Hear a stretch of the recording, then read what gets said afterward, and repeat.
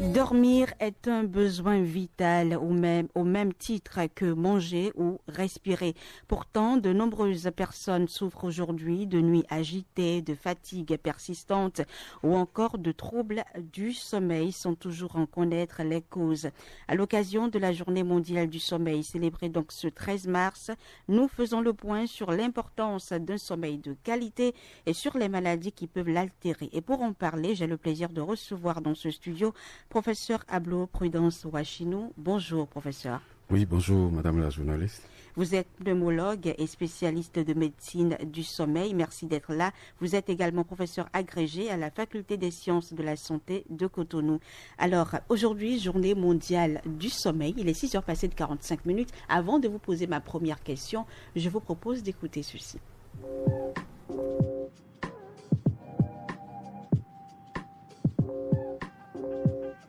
La chronique santé.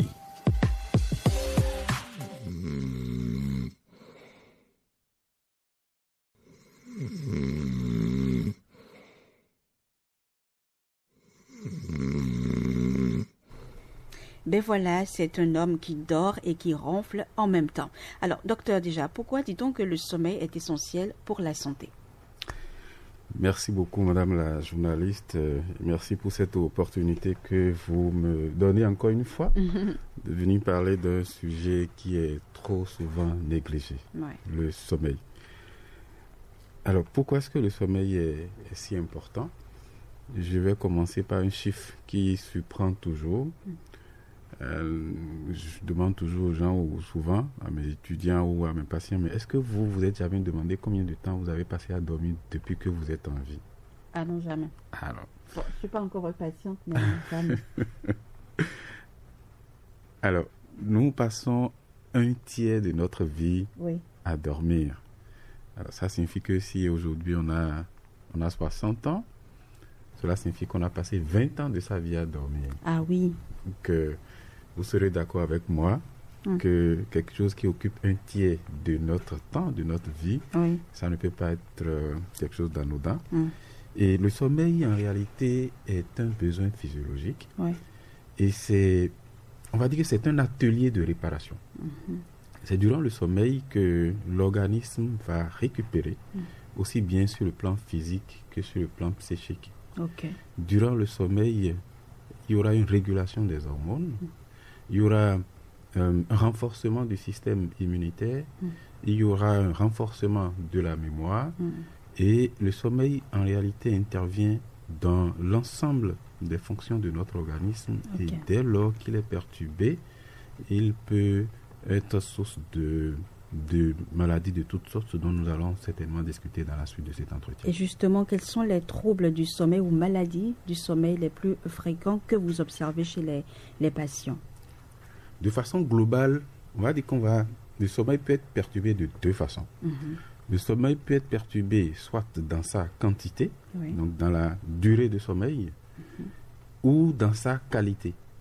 Le sommeil va être perturbé dans la qualité du sommeil, même si la durée est suffisante. Lorsque le sommeil est perturbé dans sa durée, on va parler d'insomnie. Donc c'est une incapacité à rentrer dans le sommeil, à trouver le sommeil, ou en fait à durer dans le sommeil. La personne n'a pas du mal à rentrer dans le sommeil, mais au bout de 2-3 heures de sommeil, elle ne retrouve plus le sommeil. Donc ça, c'est de l'insomnie. Et c'est l'un des troubles du sommeil les plus fréquents, partout ailleurs, y compris dans notre pays. Mais il y a deux autres troubles qu'on va considérer plutôt comme des troubles dans la qualité du sommeil, notamment les troubles respiratoires du sommeil. Et dans les troubles respiratoires du sommeil, il y a les apnées du sommeil, donc c'est le fait de faire des pauses respiratoires durant le sommeil, et cela va se traduire le plus souvent, où l'élément qui est le plus visible, c'est le ronflement. Ce qu'on a entendu tout à l'heure. Exactement. Et le je peux remettre ça pour le plaisir de nos oreilles. Cet homme qui dort et qui ronfle. Oui, allez-y, professeur. Exactement. Donc le ronflement en lui-même est un... On peut le réécouter? D'accord, merci.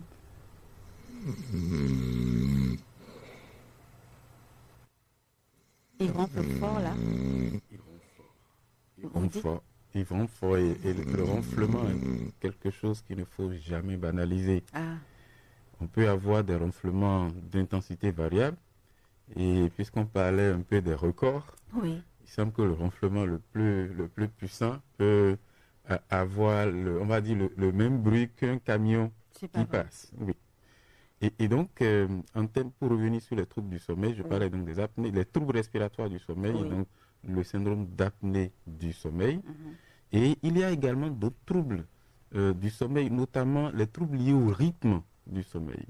Aujourd'hui, avec l'exposition à la lumière artificielle, avec les activités professionnelles et le style de vie moderne, on dort un peu plus tard et malheureusement on doit se réveiller tôt pour aller vaquer à nos occupations, ce qui réduit la durée du sommeil. Et tous ces éléments-là rentrent dans le grand groupe des troubles du sommeil. Évidemment, il y en a des dizaines, mais en résumé, les 2 ou 3 principaux troubles, ça va être les insomnies, les troubles respiratoires du sommeil, notamment les apnées, et puis les troubles du rythme du sommeil. Mais quels sont les signes qui doivent alerter une personne sur un possible trouble du sommeil? Nous pouvons regrouper les signes en 2 groupes. Il y a des signes qui vont survenir dans la journée. On appelle des symptômes, des signes diurnes. Quelqu'un qui tout le temps est fatigué, quelle que soit la durée du sommeil, se réveille le matin fatigué, ou se réveille le matin avec des maux de tête, ou au cours de la journée est très somnolent. Il rentre dans une réunion, au bout d'une heure, il va commencer à somnoler. Mais pire encore, somnolence au volant. Parce que s'il y a une somnolence importante, il peut somnoler au volant. Il peut somnoler sur un lieu de travail, sur une machine, sur son lieu de travail. Et vous imaginez toutes les conséquences derrière pour quelqu'un, par exemple, qui somnole au volant. Oui. Et donc, ça, c'est des éléments, ça, c'est les signes dans la journée, les signes diurnes. Mais il y a également des signes nocturnes au cours de la nuit. Et parmi ces signes, il y a par exemple les réveils fréquents.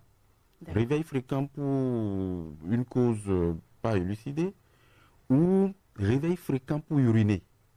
Normalement, on n'a pas à se lever plus d'une fois la nuit pour aller uriner. Il y a certaines personnes qui vont se lever 2, 3, 4 fois, 5 fois pour aller uriner. Nous appelons ça une nicturie. Et cela peut être un signe révélateur d'un trouble du sommeil.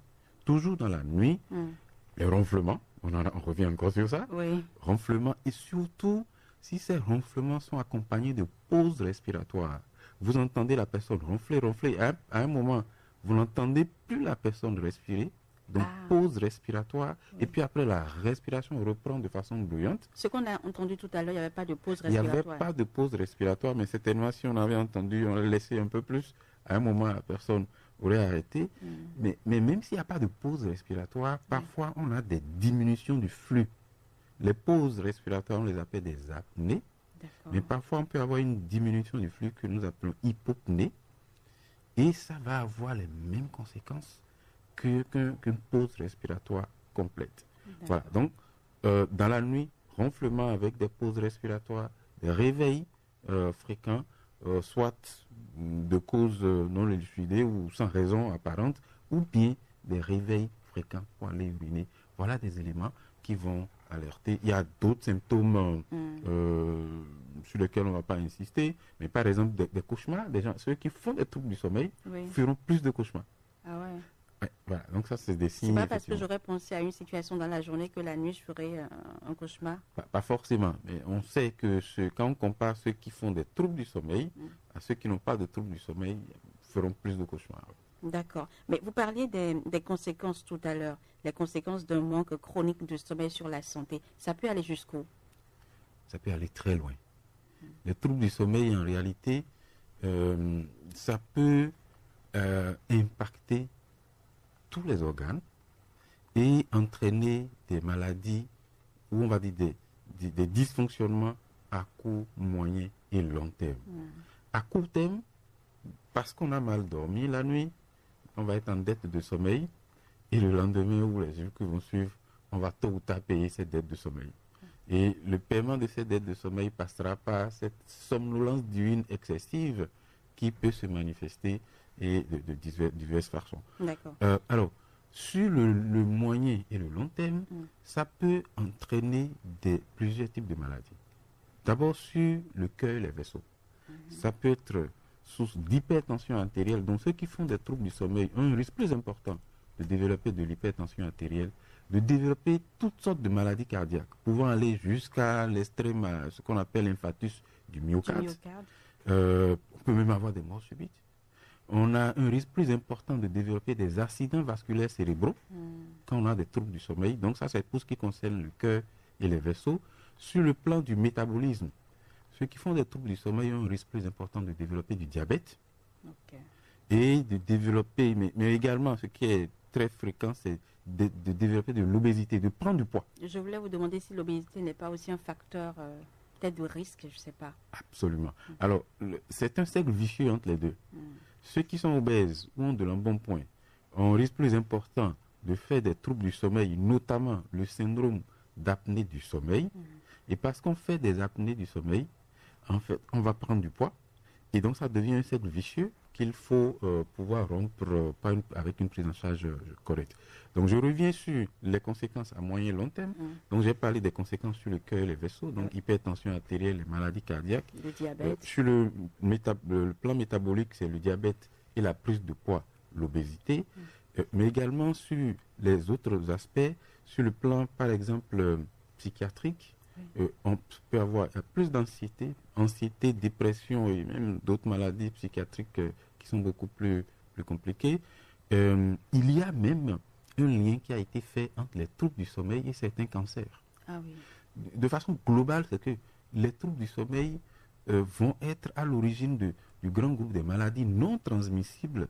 Et malheureusement, c'est un facteur de risque qui est encore trop négligé dans nos contextes. Et je finirai par le plan social.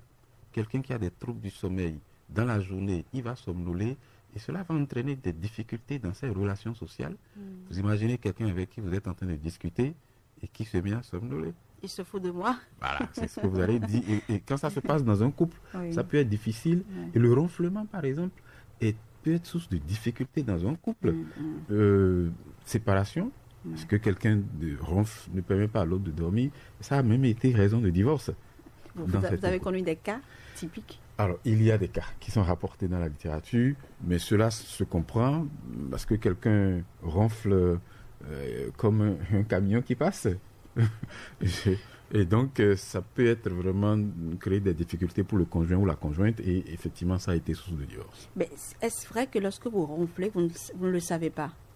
Évidemment, quand vous dormez, vous n'êtes pas là, vous n'avez pas de relation avec votre environnement, vous ne le savez pas, mais parce que le ronflement va être accompagné de pauses respiratoires, en fait, ça perturbe le sommeil. Et ça va entraîner soit des éveils ou des micro-éveils.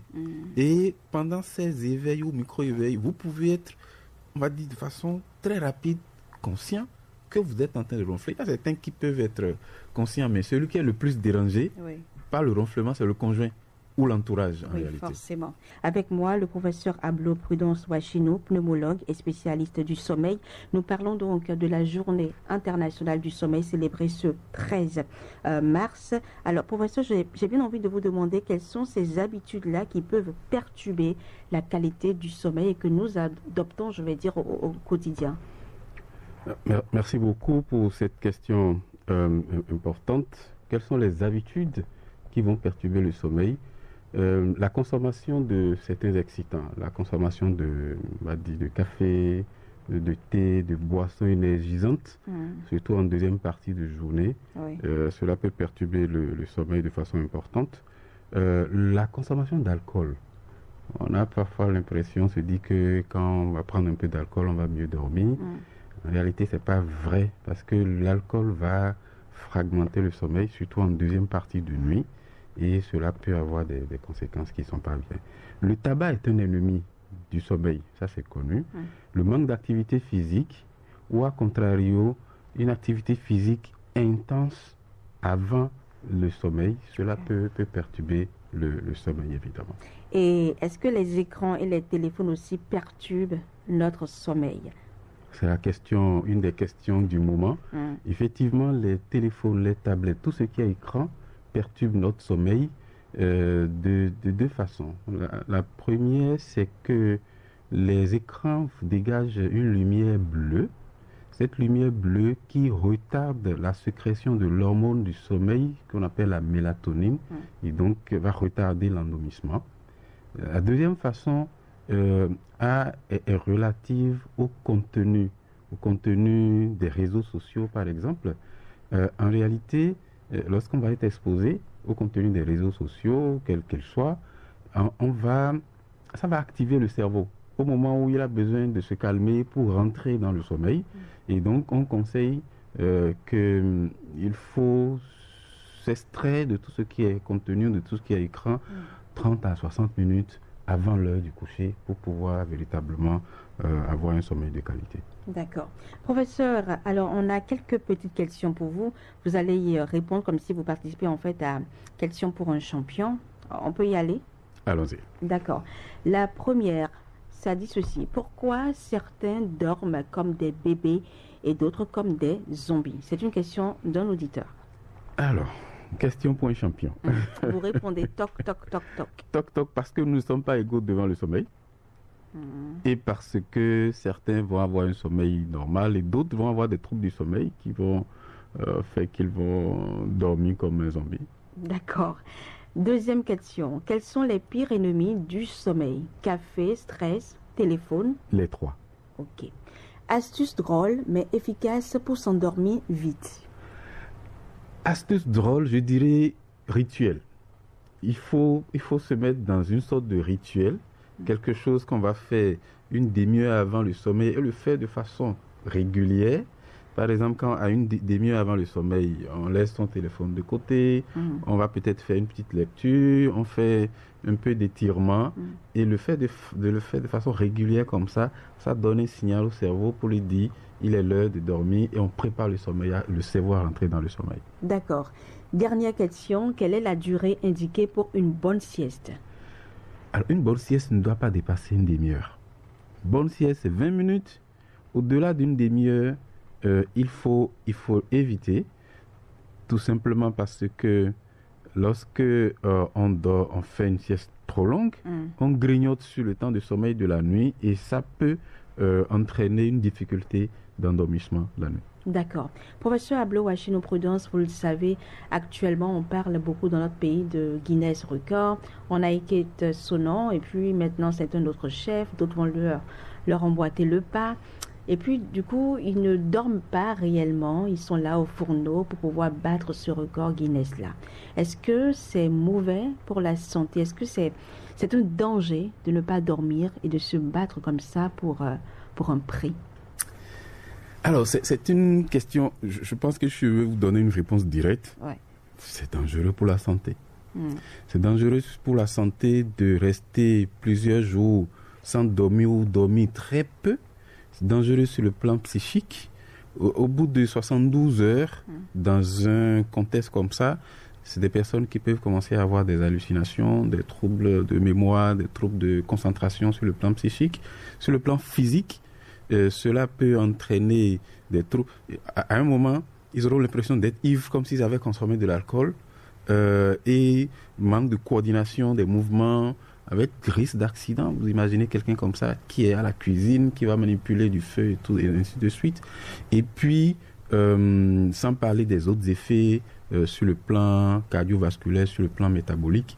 Et donc, il faut, ceux qui arrivent à faire ça, il faut se rendre compte, au-delà du record, il faut se rendre compte du sacrifice qu'ils ont dû consentir pour leur propre organisme.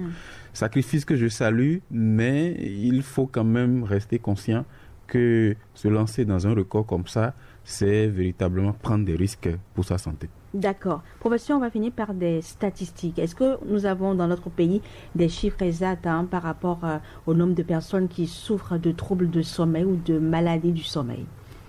Oui, nous avons des chiffres et je vais donner ces chiffres à partir d'études que notre équipe a réalisées au Bénin, l'une des premières études réalisées en Afrique, 2021-2022, et puis on a continué à faire d'autres études.